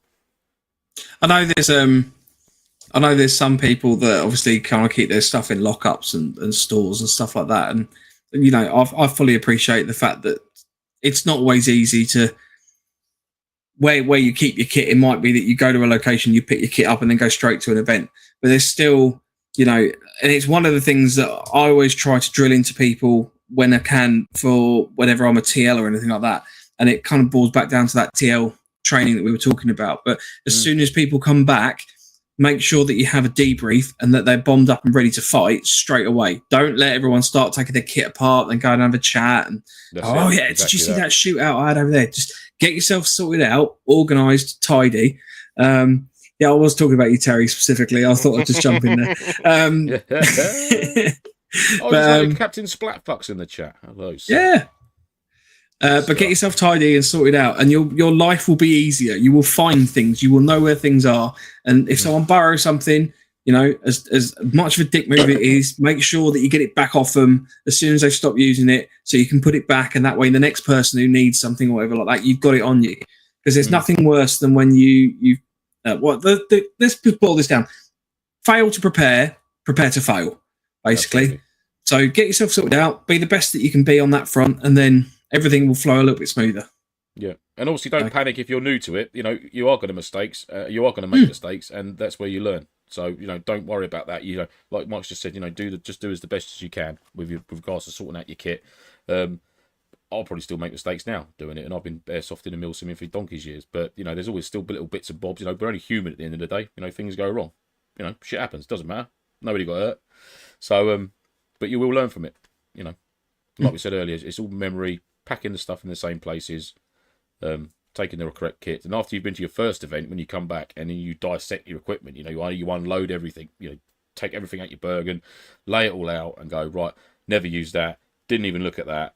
What the fuck is that? And then you can just make a pile of things you use, things you didn't use. Now, some of those things you didn't use could well be because of the time of the year it was. It could be the style of event it was. It's not to say that you're not going to use it further down the line, but it's not in your immediate loadout, if you like. It's not your essentials. It's not aided you in sleeping, eating, drinking, ammo, comms, things like that. You know what I mean? It could be a little thing that you thought, oh, I may well need that. You may have taken 2 power banks, for example, and only needed 1. You may have not even needed one of them, for all intents and purposes. But it's those little things, and you need to make a pile of things you didn't use, things you did use, and obviously the did use pile that will be distributed back into your pack, and then you can sort of start weighing up. Then, well, do I really need that? Do I, start looking at things as dual purpose things. Some people take big travel pillows and blow up stuff like that. I've got a softy jacket, and I've got a little empty camping pillowcase, which goes in the pocket of my jacket, and at night time, jacket comes off, stuff it in the pillowcase, there's my pillow. So when I get up, I've got a jacket I can take out. It's already been warmed up by my massive fucking dinosaur head. Chuck that on in the morning. Pillowcase back in the pocket. You know, it's multi-purpose. You know, it works well for me, and that's my little. And it's also got a strap on it, so I can put my pillow on, and it straps to my head, and I've got my stand 2 pillow ready to go at all times. There is a video available if anyone wants to see. I'll send to him. I've been watching a bit of Paul Messner in the week because there was. You going to say something else then? No, been watching a bit of Paul during the week. No, it's Paul the initial Messner. Really, really good YouTuber, in my opinion, who kind of deals with camping and sort of wild camping and stuff like that. And there isn't a lot of difference realistically between wild camping and the level of camping gear that you'll probably want to consider for milsim. So if you ever want to kind of look at skills and kind of boosting that up, you know, there's a lot of crossover between those 2 skills, 2 hobbies. But one of the things that he put a video up recently is don't pack your fears. Don't just put stuff in your bag because you're worried about that might happen. You know, consider the actual risks of what's likely to happen, what stuff you've needed in the past that you haven't had, and build your kit that way. And your approach won't necessarily be the same as someone else's. So, you know, if you're someone that gets bitten a lot when you're running around in the middle of a game zone, you might not consider the fact that another player who won't have any DEET or anything on them, or bug spray or something. You know, so pack what is appropriate to you. Exactly. Or if you are in a situation where you can obviously buddy up, consider buddying up certain things as well. So you don't always need to pack 2 cook sets, two shelters and stuff like that. Mm-hmm. Not to say that an extra basher and everything always comes in hand anyway, but there's certain things that you could possibly reduce your weight on if you are buddying up with someone on that front. So yeah. If you're just sharing a cook, say Mike's taking the jet boil, then I can afford to take another litre of water for us. Do you know what I mean? Things like that, you know, which is always good. I've got a tip I'm wearing on my wrist right now. Can you see it? I have been eyeing that up. So, what this is the head strap from a Bowman headset. And they make an awesome. They're cheapest chips to get hold of now because Bowman headsets aren't really used much anymore. But they make an awesome watch cover, especially for night time, things like that. I mean, normally what I do is I turn my watch so it's on the inside of my wrist, so the face is on the inside there. But that's literally just a Bowman strap. You can get them on eBay, but they do cover a really chunky G-Shock watch nicely. You know, you can put it to the side, check your time out, and it does sort of diffuse the light if it does light up at night time. So yeah, another little tip there. Always good. Cheap as chips. Little watch. It keeps it relatively secured and safe. I really like it. I think it's cool. It's a good shout. And Mission Tailors do specifically make these as well. That was sorry. Yeah, I meant to lead me on to saying that. The Mission Tailors does actually make specific, very similar to this style watch covers. So yeah, check them out. Because I did spot them at Shifty Rift hanging up. I was like, I know what they are. I know what they are. If you don't have a watch, still buy one. You could keep something under there. No. You should have a watch. There should be no reason to turn up to a milsim without a watch. Yeah. Everyone, when they get to a certain age, should have a watch, regardless. No, it's not. I'm talking about for milsim. You don't need one day to day because you've got computers and your phone. No, and bollocks. I won't leave home. You don't want to be sitting there. If I leave home, I will drive home to my house to pick my watch up if I've forgotten it because it feels weird. You're of a certain age, so that's fine. But there are, you know, I mean, there's Dirty Civilian did an interesting video recently on sort of light pollution and light discipline, and obviously having your phone out, even if it's not necessarily super bright, sometimes you've got like the iPhones or whatever do like the distance pinging for your facial recognition and stuff like that with the IR. So your phone's not necessarily always the best thing to be using to regularly check the time, and just having a cheap watch, you know, that has ideally some sort of mechanism that you can see in the dark. Be that, you know, sort of incandescent like hands or something like that, or like if it's a digital one, you can obviously click a little button and it just lights up a little bit. There is no excuse not to have a watch. So much of milsim revolves around knowing what the time is and then doing things at certain times. And if you haven't got a watch, you're fucking open hell. Like, oh yes, we're going to strike at first light. What time is that? When do we attack? Dawn. There's a rendezvous at midday. Yeah. Cool. Can you let me know when that is, please? That's what we should do. Dawn, mid-morning, noon, mid-afternoon, and dusk. They're my 5 times from now on for milsim. Dusk. That's it. Come on then, Ash, what's your next one? So going on the whole light pollution and everything like that, it's something that I don't think many people actually know about. But on iPhones and Android phones, you can select color filters and shortcut them. So I've got mine, and I press 3 buttons, and it's red. So it reduces the light, won't ruin your eyes and stuff like that when you're looking at it at night. And it's just literally on 3 buttons, and that's it, job done. If you've got your phone, search for color filters in the accessibilities or something like that, normally find it in, and you can link that to a shortcut of a series of buttons or whatever on most phones these days. But yeah, that's been a godsend, especially when you late at night and you don't want to ruin your eyes from being able to see anything. Oh, nice. I didn't know you could do that with a phone, to be fair. That's interesting. It's what half the chat's picked up their phones to try and work it out. Yeah. You're going to get a text from me later, Ash, just like, look, my phone's red. That's it. But yeah, it's something so small that I forget that it's on there sometimes, that because I use it and it's just not a natural thing for it to be on there. But yeah, it's great for like, not great for some things because it red, obviously, like when you look at maps, you lose some details and stuff like that. It does the same on the phone. But in general, it's good for just stopping your eyes from getting ruined. Yeah, nice, man. Like that. It's good stuff. Cheeky kit tip. These are a godsend. So these are PLC clip extensions. You can get them from Dragon Supplies or Kit Monster or whatever it's called. They're very, very cheap. They're like $6-7.99. They fit pretty much every single Bergen main lid strap you can get. And what they do is they'll go through the webbing. They've got a little webbing loop. So where your top lid on your Bergen is, just above the buckle, there's like a little webbing loop, and these can go through that. And my brother-in-law told me about these. He said these are absolutely mustard because you can use these instead of the ones that are stitched into the Bergen lid. So if you break this or it gets cracked or snaps or whatever, he said you can just replace it. So if the one in the Bergen lid actually cracks or breaks, he said that's all that unstitching. It's a new one put on, re-stitched up. He said so. He said to me, he said, I don't think I've ever used the actual buckles that come on my Bergen lid. I've always put a pair of these straight on there, straight away. So yeah, highly recommend them. They're sub £10 for a set of 2. I think it's Kit Gremlin or somewhere on up. They're PLC extension clips, but they are worth their weight in gold.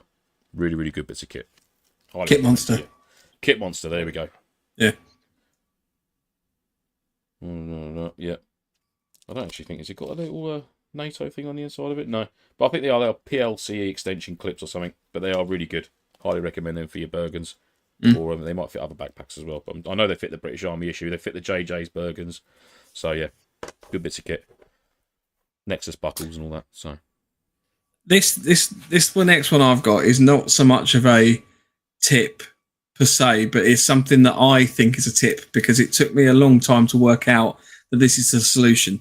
But if you sleep outside, be that under a bash or anything like that, I find that I clearly am a bit of a mouth breather. I know I snore anyway, and I know that these two know that I snore.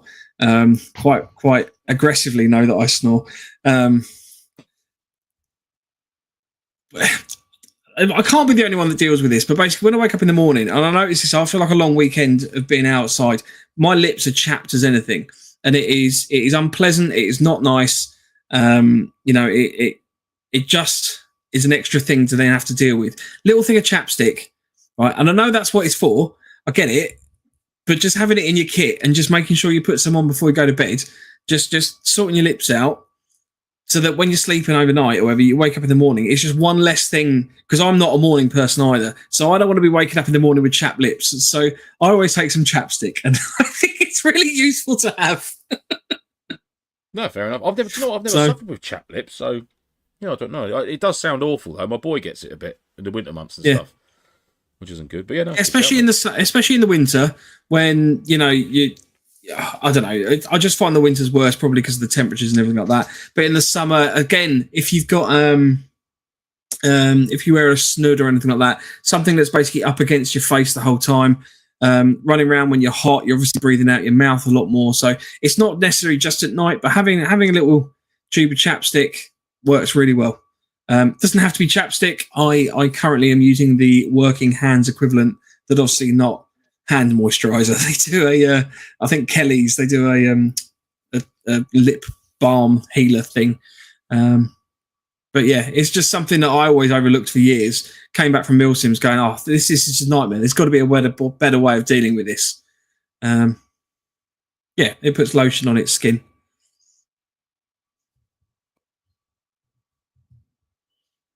I don't know what you're doing, Lance. Just scrolling away through kit. Sorry, I was making noises and I muted myself, so I don't want to. No, that's fine. The other one I will mention then is earplugs. So. Yes.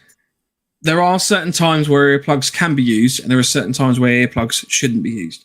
So if you are on a small unit team, on a recon recce type scenario, or out in the woods or something like that, where, you know, if you need to be called to get up to stand to because you are such a small firefight that you are effectively taking 25% of the field of fire, it is not much good if you're sitting there sound asleep, semi-snoring with your earplugs in, you can't hear anybody.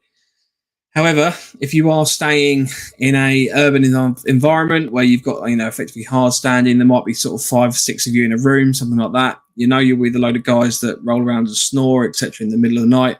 Having a pair of earplugs just means that your quality of sleep may be improved. And that's important because ultimately on a milsim, generally sleep deprivation, and I don't know if this is just a UK thing or if this is global, but sleep deprivation seems to be a common element. I think people just want to get the most out of the time that they are doing milsim. Mm-hmm. So therefore, the time that you do get your head down, you want to make sure you get decent sleep. You don't want to be woken up by other people and stuff. And having just a cheap pair of earplugs, these are Classic 2 by Ear. Or EAR, and they're not expensive. You can pick them up pretty much multi-packs and things on like Amazon and eBay and stuff like that. But they'll just help you get that little bit of quality of sleep.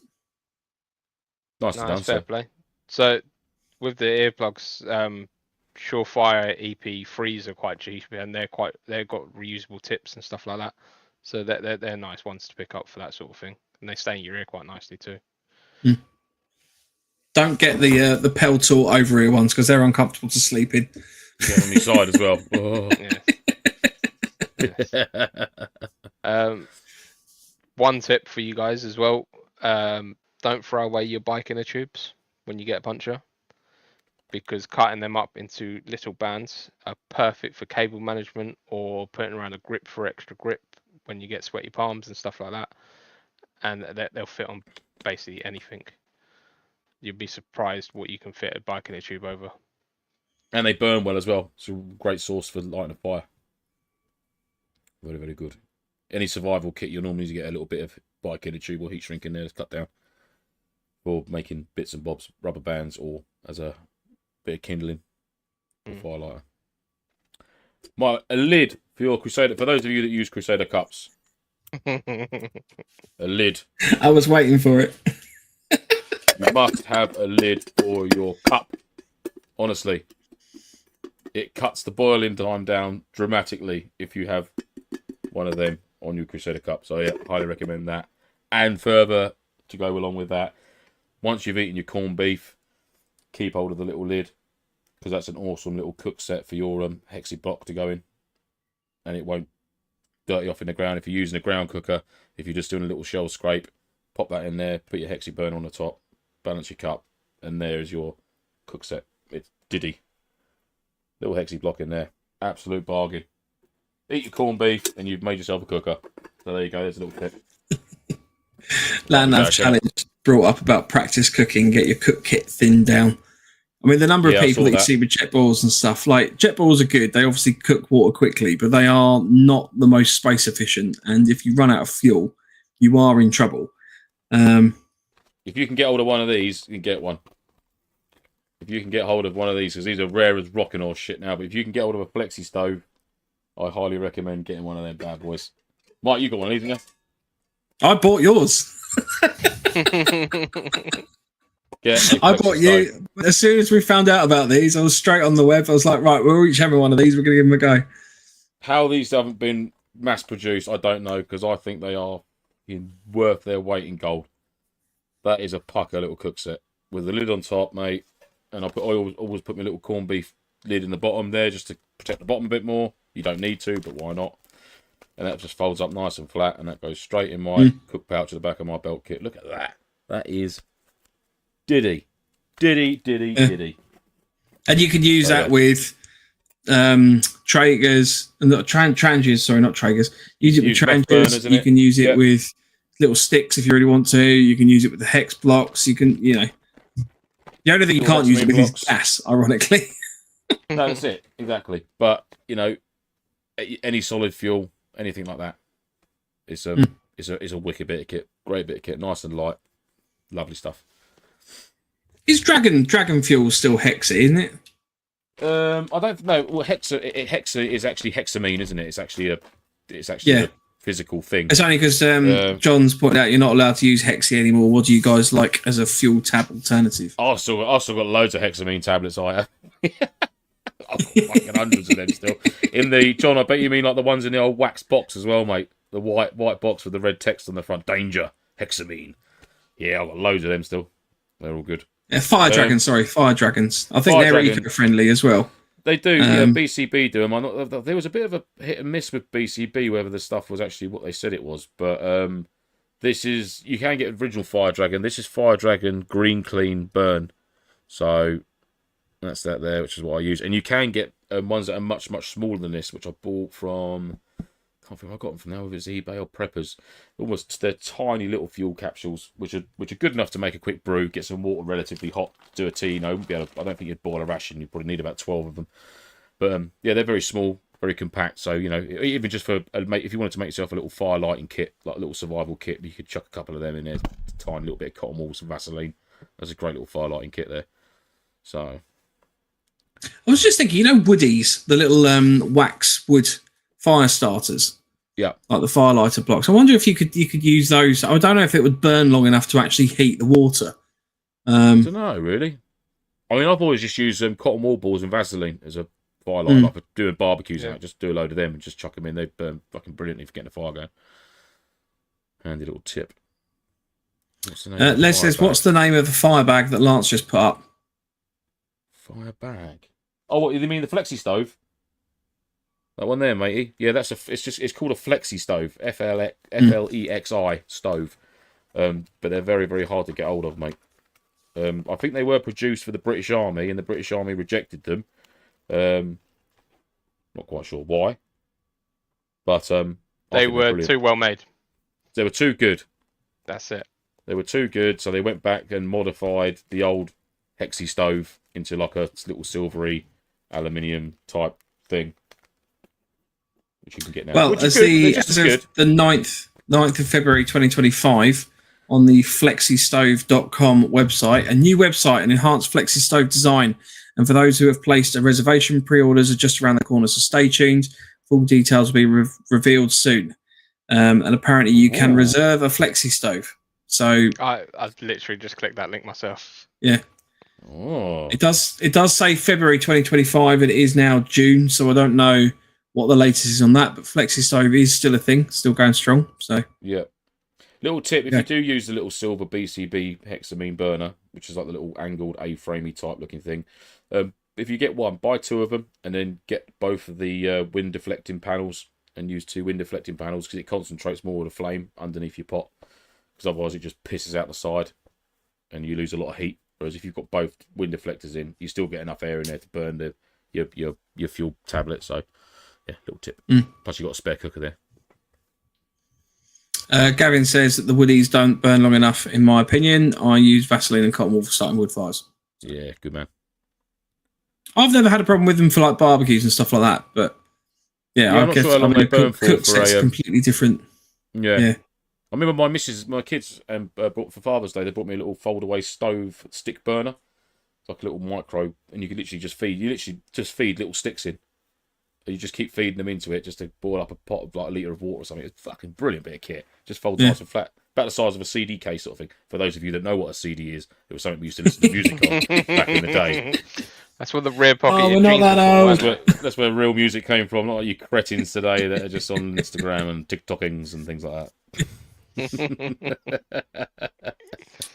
Mark says that maybe September, depending on how they do the date. Might. Oh yeah, just looked at the same website. That's a good point. This is likely an American website, so it could be the 2nd of September. No, it can't be the 2nd of September 2025. No, because it's the update. Flexi Stove American. No, I don't think they well, are. it says .com. The website's .com, so I don't know. Yeah, No, most not. things are .com. Let's have a look. Yeah. Talking of cooking bits of kit, so this is probably more wild camping, but I have used this on meal sims a few times, and to be honest with you, I don't use it on the meal sim. It tends to be more things like shift your riffs or a festival or somewhere where you just need a bowl. A mess tin is great, but not necessarily the best thing to eat with. These are brilliant. This is a snap fold bowl. I found these just off the recommendation on Amazon. They literally unpop quickly and they lay completely flat. So if you want a bowl and you want to just tuck it into your kit or anything like that, I say probably not the most milsim thing. For the most part, I mean, when you're eating on milsim, it tends to be out of a bag for the most part. I mean, you're not kind of generally doing kind of proper cooking or anything like that. But wild camping, anything like that, these are brilliant. Even if you just want a bowl for just storing your bits of stuff in for, I don't know, say you're collecting kindling or something like that when you're starting a fire or anything, just having the ability to literally just put a bowl together quite quickly. Mm-hmm. Can't go wrong with them. They're not too expensive. I can't remember how much they were at the time that I bought them. I will look up the price again now. But yeah, snap fold bowl. Sorry, by Fozzles. Think flat. Fozzles.com. There you go. Like Mark just said there, I had one of them silicon bowls, green with a black rim to it that just concertinas into itself. And I thought that's great. I could use that for the dog, for water and that. When I go on my walks with him and that. So I brought one. Thought, oh look, Flynn, look, a lovely cool bowl of water. And he drank the water from the bowl, and then he ate the fucking bowl and ran off with it. I was like, bastard. So that was the end of that. So now he just sticks to what he used to do prior to me buying the bowl, was just drinking out of shitty puddles in the woods. Because he's a dog, and that's what they do. So, yeah, that's me trying to be a caring dog owner, buying him his own specific portable drinking bowl, and he did use it for its intents and purposes, but then he ate it afterwards. Yeah. The git. So these are...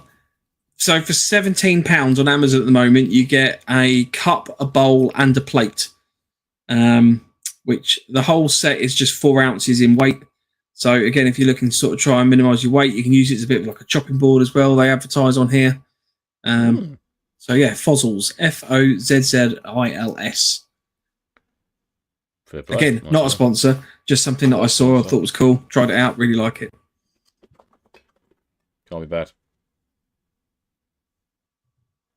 What's up next, Ash? I'm struggling to think. I don't lie. I am genuinely quite excited every time it goes to you because we haven't had you on the show to do this kind of topic before, and I know a lot of Lance's things already, and it's exciting learning from like someone new. Nah, fair enough. We've gone over quite a bit of the stuff that I normally do and use. Don't be afraid to paint your rifles to get rid of the shine on them. Yeah, that's a great tip. Just not a great advocate for it. None of my rifles are painted, but they're quite a matte tone anyway. I don't do it personally. Not as a say, not as a do. However, but anything that was shiny is either covered up in condor wrap or has been sprayed with a different tone of paint, and just to get rid of the shine of it. It will make life so much easier for you to hide in a bush and just stay out of sight. You don't want that sun glinting off something and giving you away, do you? Exactly. But we get some in the UK. I'm a massive advocate of battle scarring your rifles up.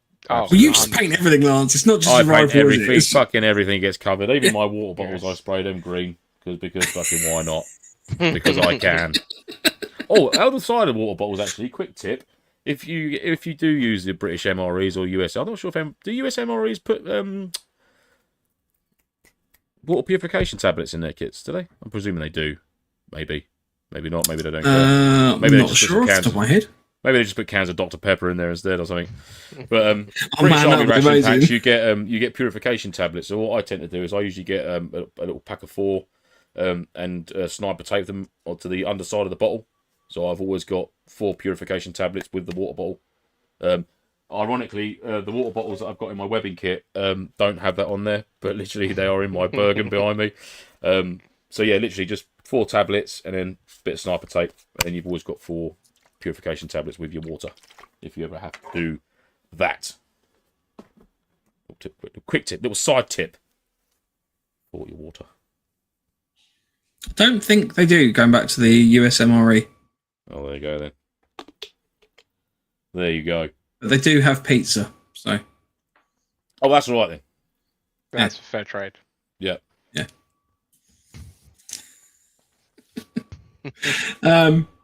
Make America great again. I was going to mention one. I've completely forgot what it was then.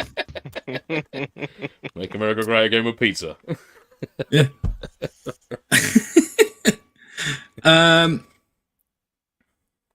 I genuinely can't think of another one at the moment. I've what's my list? Oh yeah, the only other thing I would suggest, and it's something I know I've mentioned before, but get yourself a seat pad, or a little kneeling pad, something like that. I know that we went through maybe the first year and a half of people taking the absolute piss out of it, and then slowly the community kind of cottoned on to these things actually being quite good.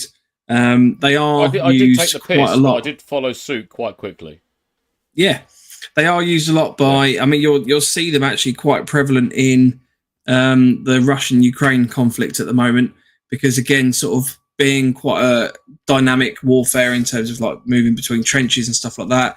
Whenever I think the Russians kind of started using them a fair bit, because when they're sort of sitting on the outside of the tanks rolling along over again, just gives a little bit of comfort and stuff. It's just also to stop their asses freezing to the metal on the tanks. I think essentially it's just a square of roll mat cut and tied to the bottom of their belt kits or whatnot. Yeah.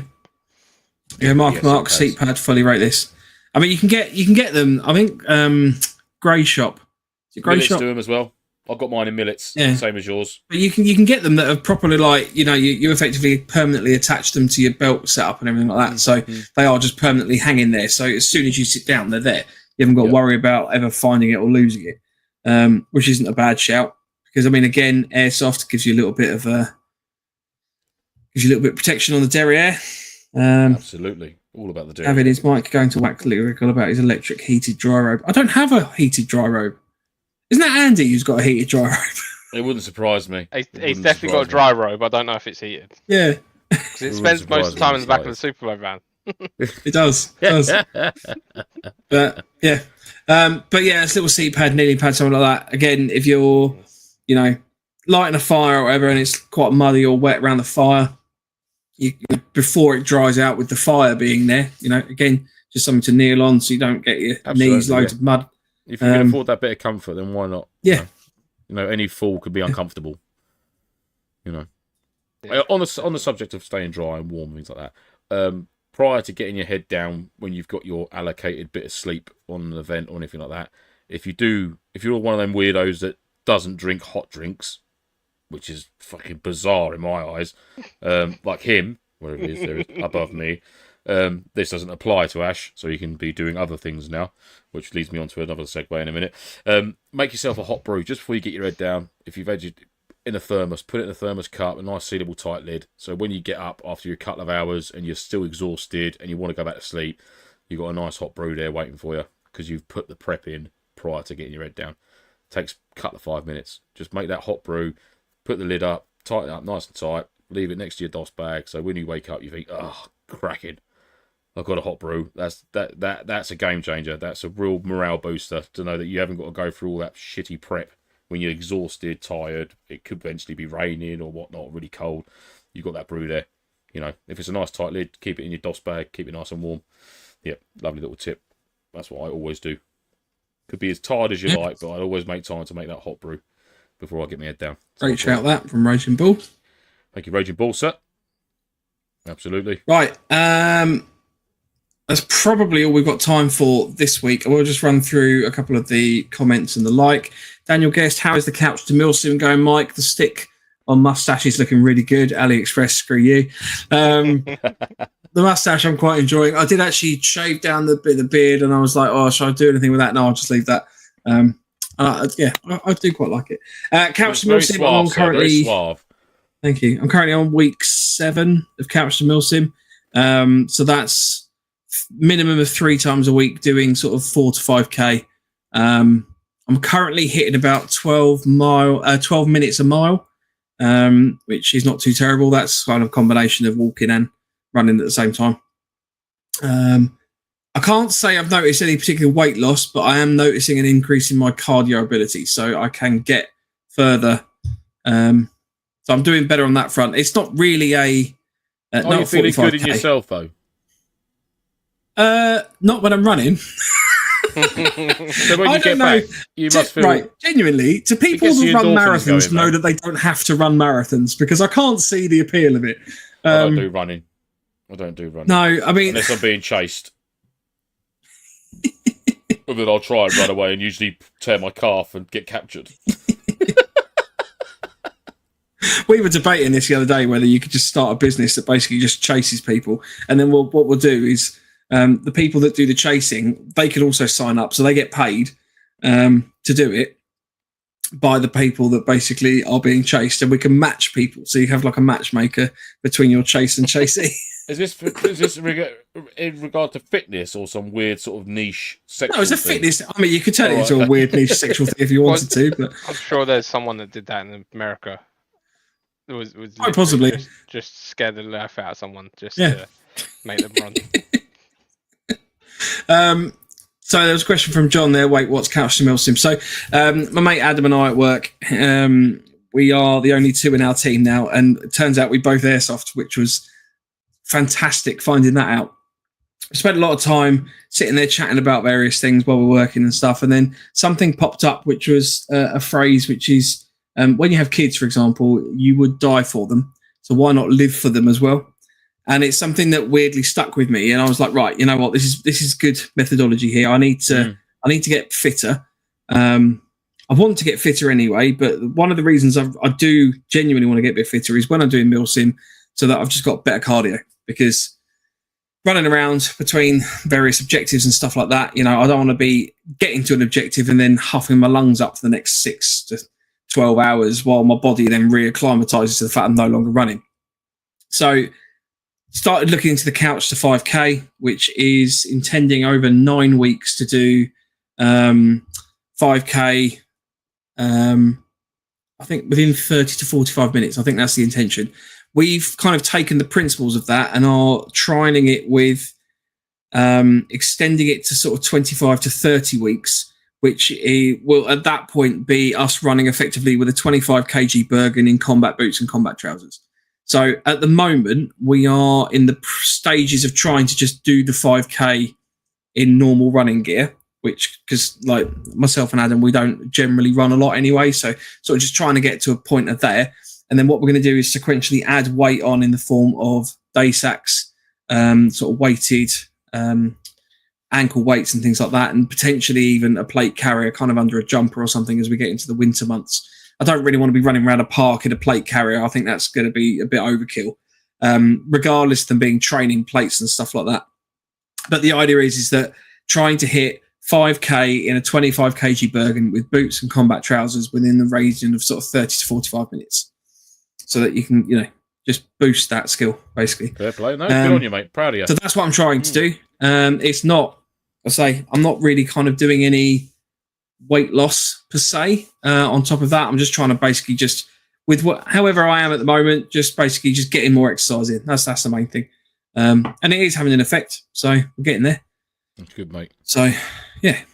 I'm also going to be trying to boost my press ups, because I want to have a go at the press up challenge, as we all will be at Shift Roots next year. At 2020. I have been practicing. So, that's the plan.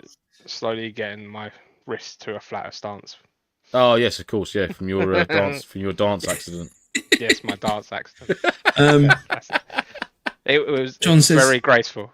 The aspect it was, yeah, absolutely. John says I'd be interested in trying that couch to muscle. So basically, the idea is at the moment is where I'm definitely not the fittest of people. So I'm going to be basically writing up along the lines of like a couch to 5K like briefing pack of things that I've learned as something that we can upload to the website basically. So there's some exercises and bits and pieces. There's some tips on what to do when your calf pops, because I've had that happen now and that really hurt. So definitely warming up and things like that. There's some bits and pieces. There's a couple of warm-ups that we've changed the names of because whatever they call them, they basically just look like prison dancing. So they've got the prison dancing warm-up and some other warm-ups that we do. There's the taking the shit one, which is basically where you just drop down, almost just drop down onto your feet and then sort of spring back up again. So this will all be written up and then basically get to a point where we can kind of share that. Squats? They are basically squats, yeah, but we call them the shit drops. Of course you do. Aren't you? We got to make it more interesting. So, but yeah, it's not fast. It's not intended to be fast. I'm not necessarily going to be running. I'd like to run a marathon at some point, but I'm not intending to do it for that. I just want to get a bit better at airsoft, and ultimately, you can spend thousands on kit, but one like a little bit of training on your body is going to make a huge difference, as I understand it. So that's the plan.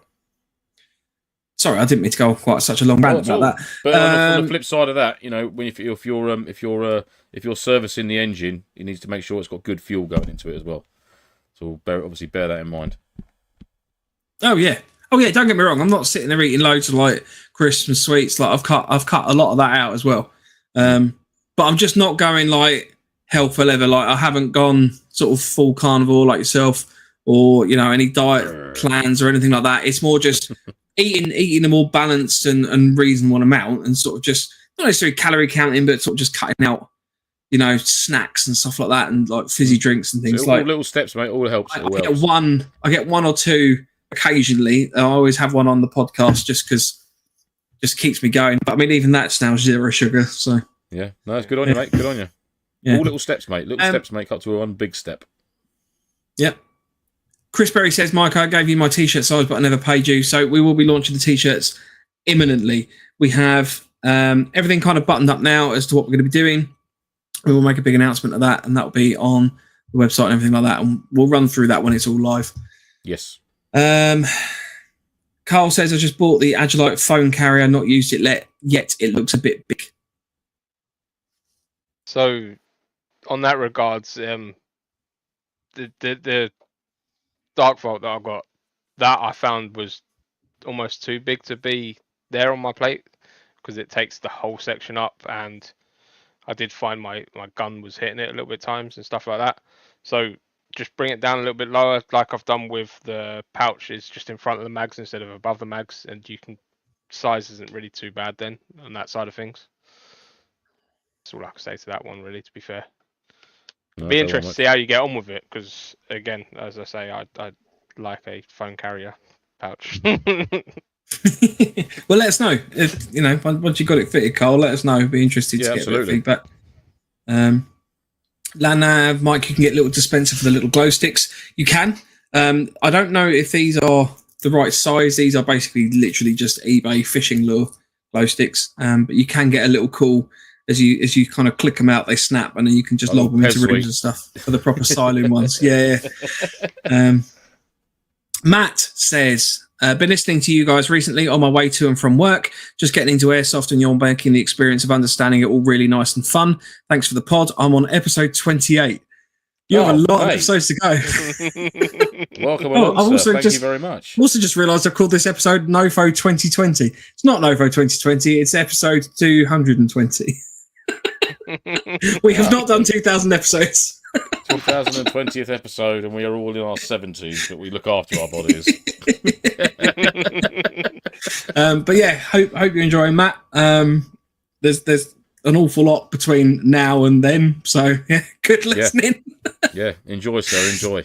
Yeah, I think you're 40 episodes away from a very interesting opening to the show, with the high voice. So enjoy that one when you get to it. Yeah. Oh yes. Yes. I look forward to hearing your when you find that one, Matt. Yeah. I've forgotten about that one. Liz says, I have to say that the 511 kit bag is the kit bag of dreams. After seeing Danny's one packed out, it took everything. Oh, yes, the one he purchased at Shift. Yeah. Absolute bargain. Fair play. David's top tip is don't have too much stuff. Hey, Mike? Don't have too much stuff. I just carry all the shit that nobody else thinks about carrying. Shots fired. Land Nav challenge. And make sure you got a first aid kit. Everyone wants to carry an IFAC, so make sure it's real and you know how to use the kit that's in it. Mm-hmm. That is a great shout. Yeah. And make sure that's transferable across your kits as well. It's no good just having one IFAC kit on your shooter's belt and then you go and run about with a webbing set or some other loadout chest rig and you haven't got that on you. You know, make sure it is a transferable first aid kit, which is why I've got that one there. I highly recommend the Agilite MD2. I've had to use it a couple of times recently and it's just so easy to pull out and get to straight away. That sits on the center of my back and I can get to it from both sides. Yeah. No matter what. And one little tip with them big bandages, if you do carry these sorts of bandages, the trauma ones, don't leave them sealed up. Open them because the way they're made is they're all wound round the wrong way. So open it up, unwind it so you've got the absorbent pad ready to go, because the last thing you want to do is be ripping this open, unwinding it. So with this one here, I've got that taped up because I'm very rarely ever going to use it. It's just more of my milsim sort of look loadout. But I can rip that out of the packet and the absorbent pad is just there good to go. Because at the point where you have to use one of these things on someone, you're not going to give a fuck whether you've got one of these or not. You'll be ripping your jumper off to put this sort of thing on the wound that you're trying to stop bleeding. So at that point, sterilizations goes out the window. So yeah, little tip there. They're all wound round the wrong way. So not if you only get the absorbent pad out, just bosh it on there straight away. With little tip. Good items tip. like that are in the heat, vacuum shrunk bags and stuff like that. Try ripping one of them open when you've got loads of fluid on your hand. Exactly that. And you will find it impossible. That's why this is open. I'll put it back into there, but this is all open, ready to go. And I've actually unwound it, so if you can see there, so you would have all the grey, all that would be wrapped around there. You wouldn't be able to see this white, so that there. So when that comes out of that packet, I can go straight onto the whatever wound I'm trying to stop bleeding. So yeah. Good tip.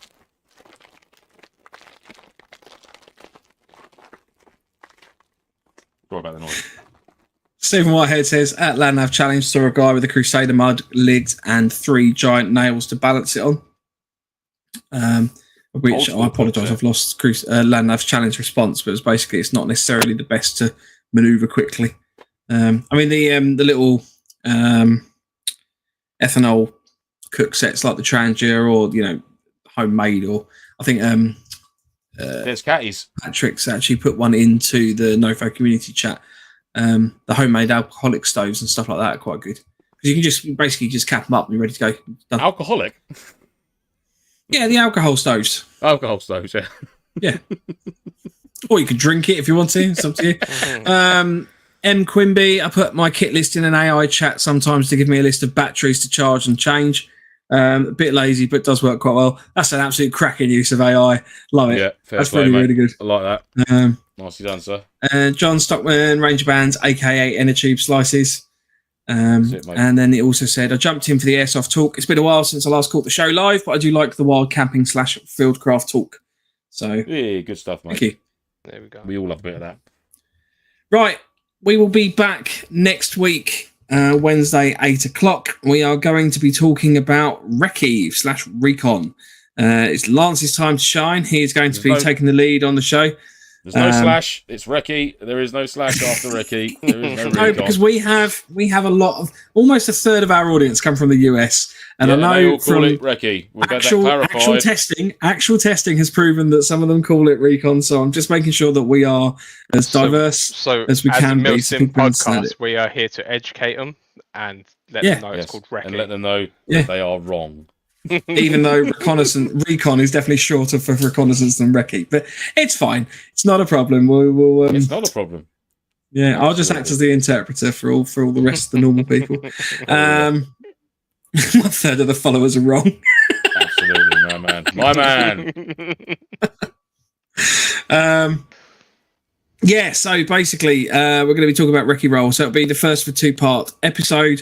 Lance is going to be talking about woodblock stuff to start with because we have a JBG Recce event coming up as some training at the start of August that we are booked onto, which is going to be good.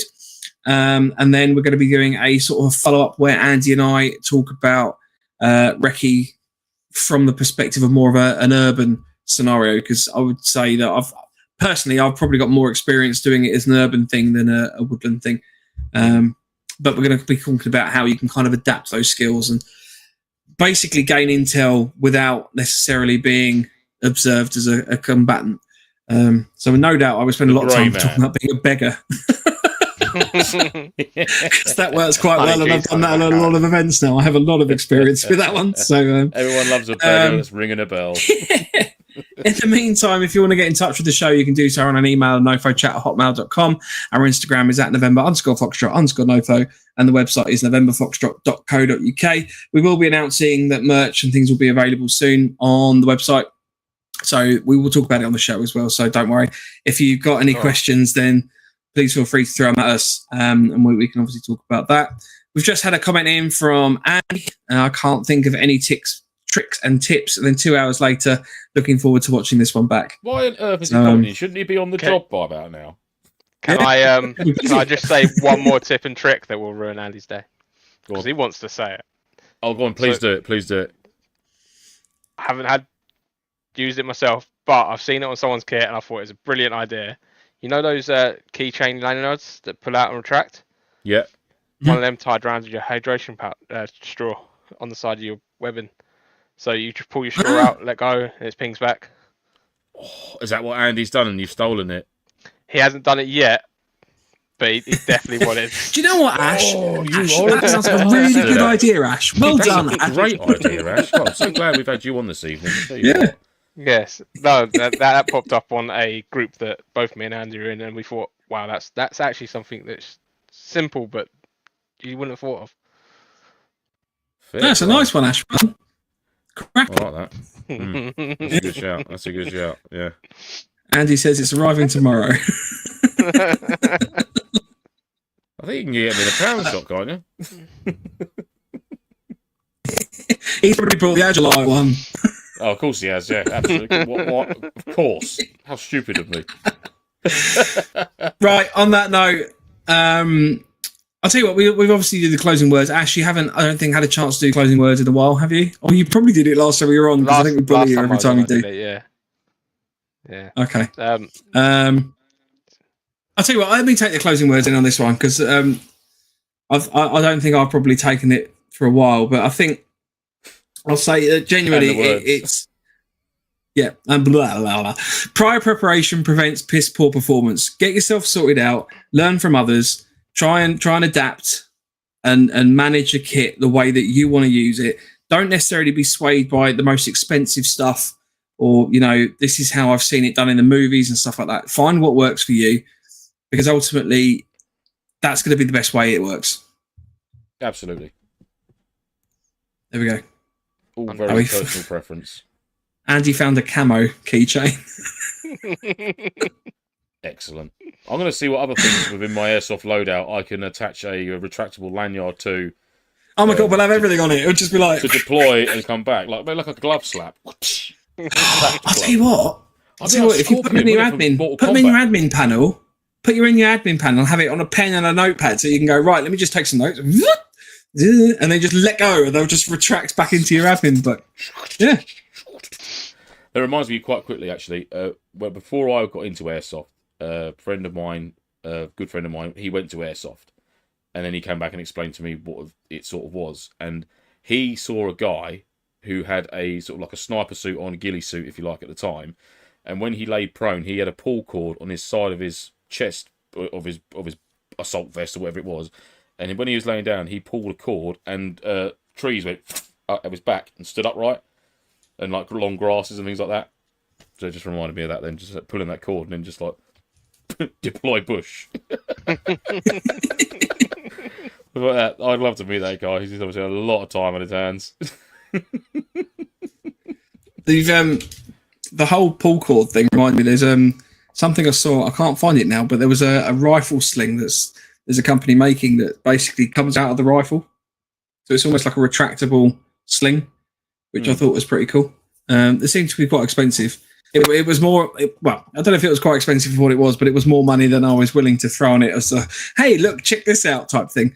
Well, you could almost get one of those things like for cutting the lines off at airports, couldn't you? Just bolt out on the side of your gun. It might be red, but... It might say no entry coming down it, but... Or Gatwick, for example. There's a Gatwick sling. There we go. Yay! Right, on that note, have an absolutely cracking week. Well, we'll see you next week, Wednesday 8. Say goodbye, guys. Goodbye, guys. Goodbye, guys. And enjoy our new outro. See you next week. Ciao, Bella.